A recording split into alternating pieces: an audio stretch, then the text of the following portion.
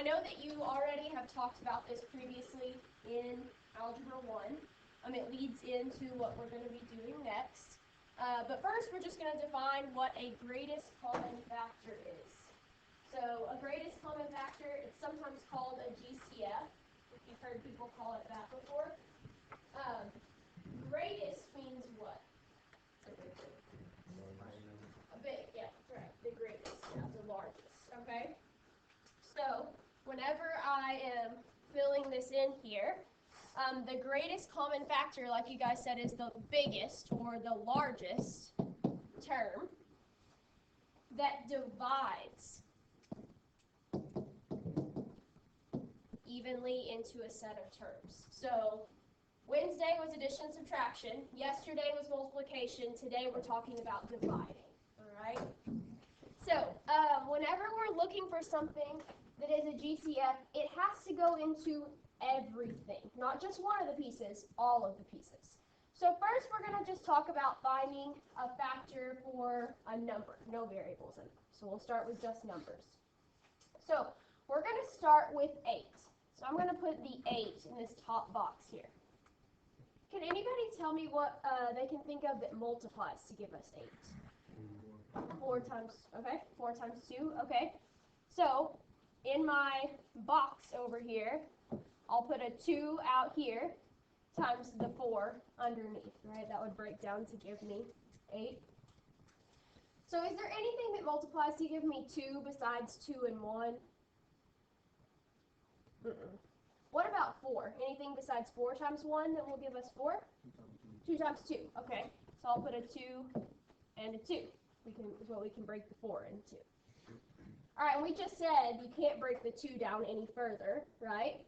So what this means is that all these ones here on the outside are the factors of the number we started with, 8.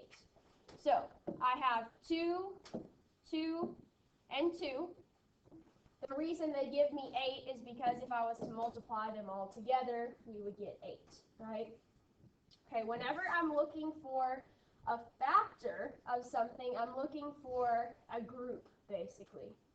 Okay, so yes, we know that 2 will go into 8, but we also said 4, which comes from 2 times 2, right?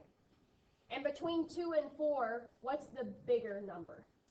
4. So we would say that the GCF for this would be 4, right? Okay, but we're going to also compare it with the 12. Okay, so let's do the same thing for 12. Can you guys tell me what multiplies to give us 12? 6 times what? 2. Okay, so I'll put the 2 on the outside because it's the smaller number, the 6 underneath here. We know we can't break down 2. Is there anything that multiplies to give us 6? 3 times what? 2. Okay. So all these numbers on the outside are my factors. So 2 times 2 times 3. Now, so the greatest number for each one of these, 6 for this one, 4 for this one, right? But I'm looking for the greatest thing that they have in common. So this one had a 4, right? And this one had a 6.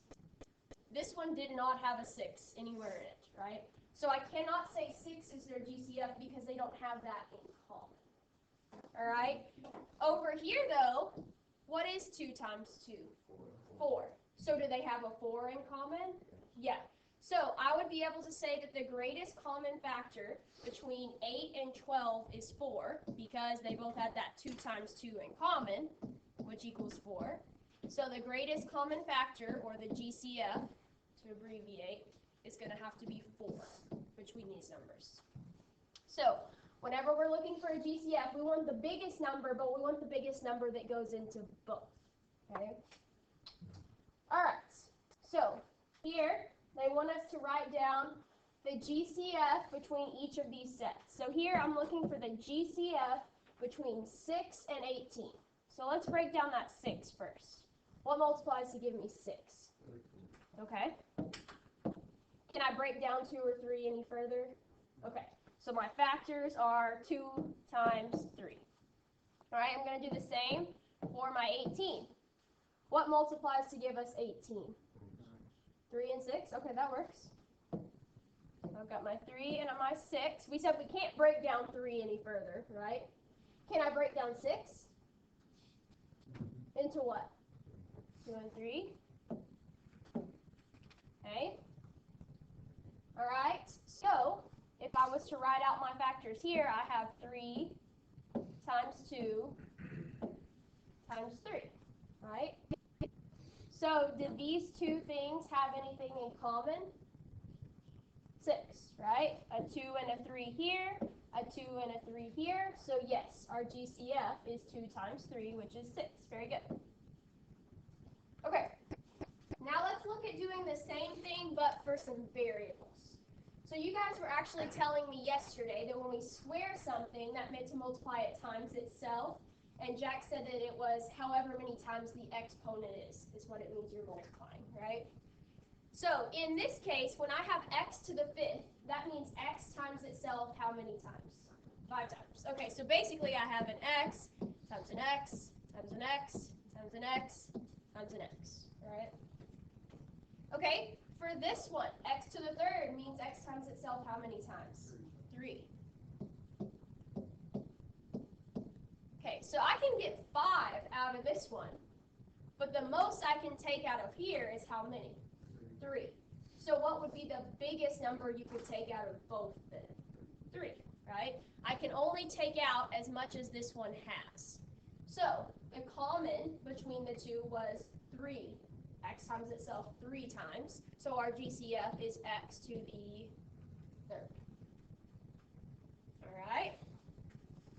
Okay, now we're going to look at an example that has both letters and numbers. So we'll do our numbers just like we did here. We'll do our letters just like we did over there. So for 16m squared, we'll start with the 16. What multiplies to give us 16? 2 and 8. Okay, so I got my 2 and my 8. What multiplies to give us 8? Good. And what multiplies to give us 4? 2 times 2. All right. Then for my m squared means m times itself how many times? 2. So I've got m. All right, so we have this one all broken down. Let's break down the other one as well and see what they have in common. So we've got our 20. What multiplies to give us 20? Perfect. All right, what multiplies to give me 10? Perfect. Can I break down 2 or 5 anymore?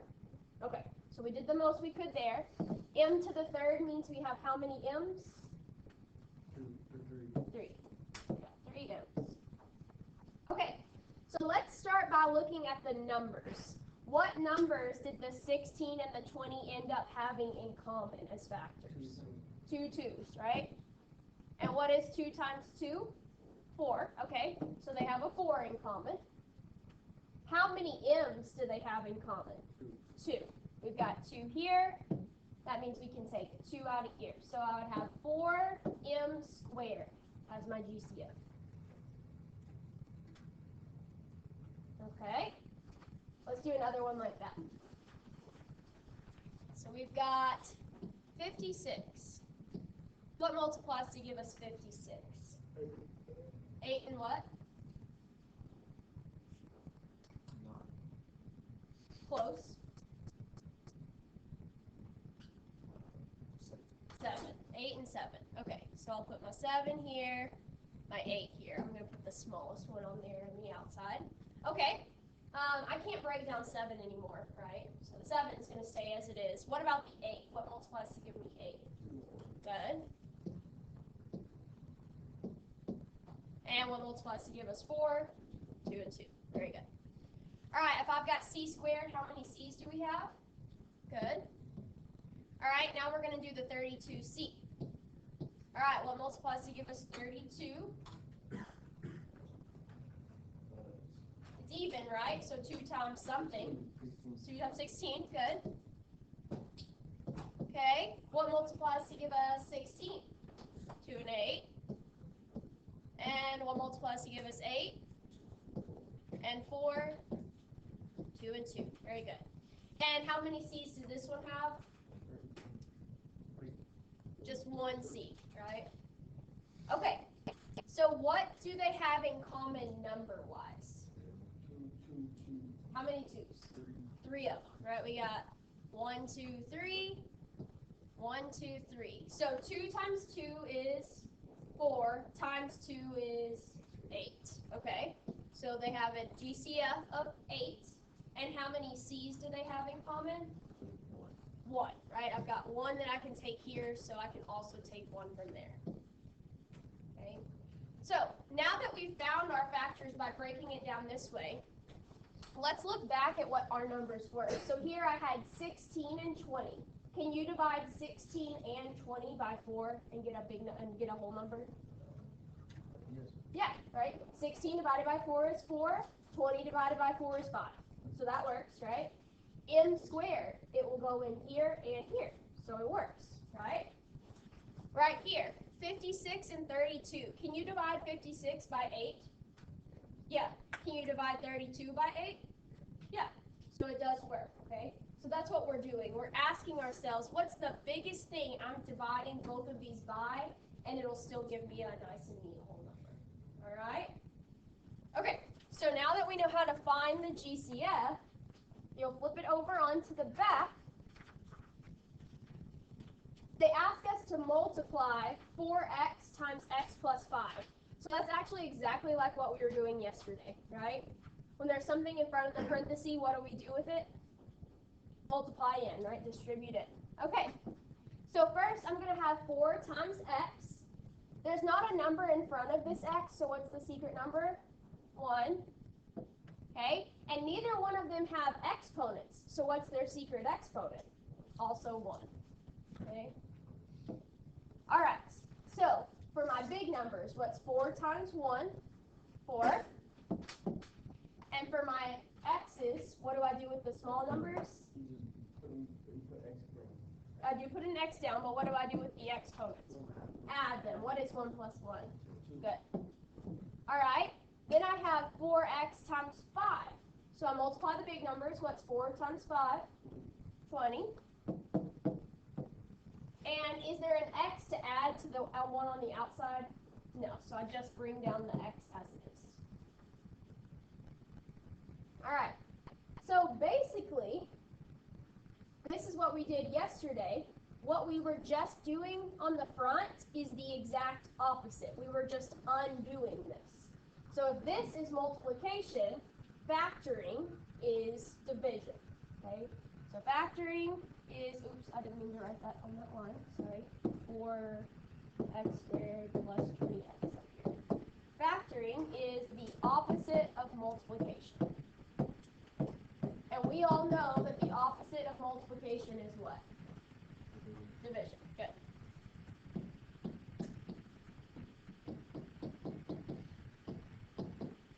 So all we are doing here is dividing. Okay? So we don't want to have to draw out those boxes every single time we want to factor. So now we're just going to think of it as division, since we know that's what we're doing. So let's do an example here. We're still looking for what they have in common. Is there a number that you guys can think of that multiplies to give you 4 and multiplies to give you 3? So it has to multiply to give me 4 and give me 3. They multiply together to give me 12, but is there anything times something that gives me 4 and 3? No, right? So there's not a number that I can divide them both by. Do they have a letter in common? Yeah, they both have a what? An x. How many x's does this one have? 2. How many does this one have? Okay, and I want the thing that they have in common. So how many can I take? 1. So I can take 1 or divide both of these by 1x.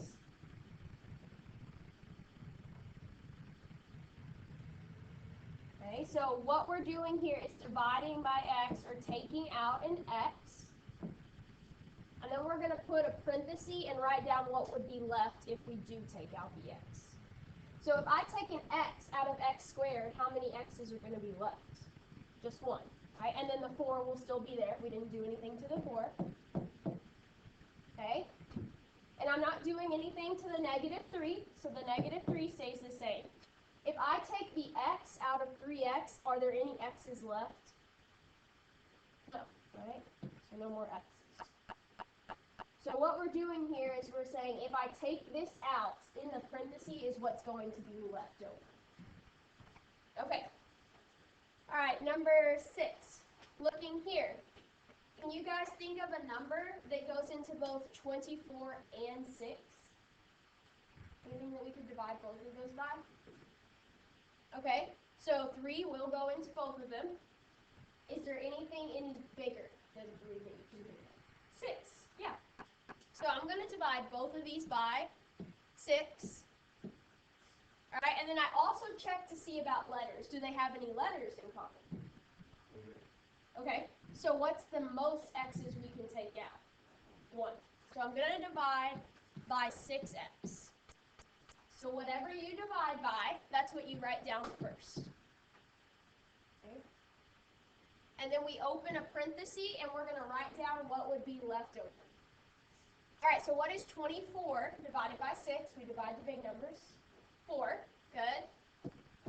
And there was an x squared here. If I take 1 out, what's left? Just x. All right, plus, what's 6 divided by 6? 1. And if I take out the x, is there any left? So that's it. That's all we got. Okay? All right. On number 7, what's the biggest number you guys can think of that will go into 12 and 16? What'd you say? 4. 4, right? We know 2 will, but we're looking for the biggest number, right? 4 will go into 12, and 4 will go into 16. Okay, so we're going to divide them both by 4. Do they have letters in common? Yes. What's the most we can take out? 2. So I'm going to divide them all by a squared. All right, so we've decided to divide by 4a squared, so that's what I put first on the line, and then I open a parenthesis. So I divide the big numbers. What is 12 divided by 4? 3. Okay. Yesterday when we were multiplying, we said we added exponents. Today we're dividing, so what do we do with the exponents? Subtract. So what is 3 minus 2? 1. I have 1a left. Okay, and then we have negative 16 divided by 4. What's that? Negative 4. And then we subtract our exponents. What's 2 minus 2? 0. Right, so there's no more a's. They're all gone. So no more a's. I close my brackets. All right. Okay, number 8. This time we got 3 terms. So we're looking for a number that you guys can think of that will go into 10, 20, and 5. 5, good. So I can divide all of these by a 5. Do they have any letters in common? Okay, so they all have a y. So what's the most we could take out? Just 1, right? Because that's all this last one has, so I can't take out any more. Okay, so we've decided to divide by 5y. So that's what I put first on my line. I open my parenthesis. We divide the big numbers. What's 10 divided by 5? 2. Okay, the y on the bottom doesn't have an exponent, so what's its secret exponent? 1. So it's 1 for all of these. All right, so for my y's, what do we do with the exponents? Subtract. What is 3 minus 1? 2. Y squared. All right, next term, what is 20 divided by 5? 4. So I've got plus 4. And then what do I do with my exponents? Minus. What's 2 minus 1? 1. So I got 1y. All right, then the last term, what's negative 5 divided by 5? Negative 1. And then for my exponents, what's 1 minus 1? 0. So are there any more y's? Okay. All right, we just got 2 more. All right, number 9. What's the biggest number you guys can think of that goes into 16, 8, and 4? 4. Good. So we divide all of them by 4. What letter can we take out? X. How many? Just 1, right? Because this last one only has 1. And we can't take out more than the smallest one has. Alright, so we decided to divide by 4x. I put that first on my line and open a parenthesis. We divide the big numbers. What's 16 divided by 4? Good. Okay, and then I subtract my exponents. What do I get? Yes, good. Yeah, 3 minus 1 is 2. Very good. All right, what's negative 8 divided by 4? Negative 2. What do we get when we subtract our exponents? Just an x. All right, and negative 4 divided by 4? Nice. And are there any x's left? No. All right, last one. What number goes into 6, 4, and 2? 2. Okay, and what's the most x's that we can pull out? 2. So I divide all of them by an x squared. All right, so we're dividing by 2x squared. I'm going to put that on my line. Open parenthesis. What's 6 divided by 2? 3. And what do we get when we subtract the exponents? 2. Good. Got x squared. All right, what is 4 divided by 2? 2. And what do we get when we subtract the exponents? Just 1x. And then for the last term, what are we going to get? Negative 1. Good job, guys.